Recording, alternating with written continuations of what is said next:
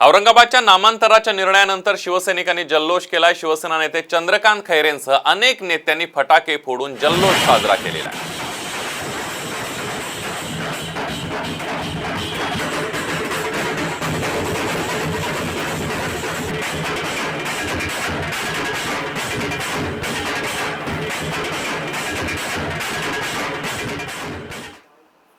ही अब वक्त रह गया है और मैं तो चाहूँगा कि वो एक प्रोफेशनल डांसर बन जाए करके उसमें, क्योंकि अब आगे की राजनीति तो वो कर नहीं सकेंगे, अब सिर्फ डांस करने का है।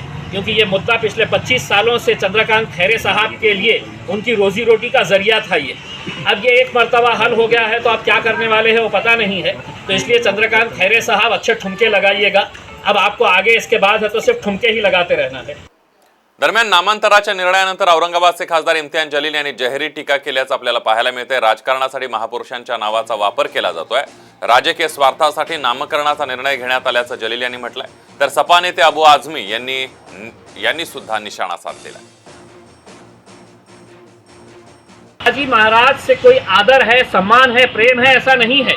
आप उनका नाम लेकर अपनी राजनीतिक दुकान चलाना चाह रहे थे, इसीलिए तो आज आपने ये फैसला अपने फायदे के लिए, अपने राजनीतिक स्वार्थ के लिए लिया है। अब केंद्र सरकार के अंदर गया है, अब केंद्र सरकार ये कहेगी, सोचेगी कि ये फैसला तो कैबिनेट में शिवसेना ने लिया है, अब इसका फायदा हमको मिलेगा या नहीं मिलेगा। तो भारतीय जनता पार्टी भी सोचेगी कि भाई हमने अगर इमीडिएट अगर इसका फैसला ले ले तो इसका क्रेडिट शिवसेना को चले जाएगा।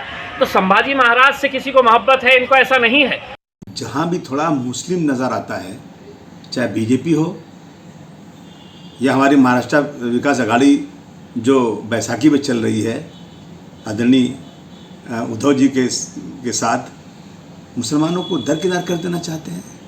मुझे अफसोस है आज कि हम जिसका साथ दे रहे हैं, जिन्होंने कहा था कि हम 30 साल तक गलत लोगों के साथ थे, अब सेकुलर रहेंगे 30 साल तक कम से कम, वो आज आखिरी दिन ये काम कर रहे हैं।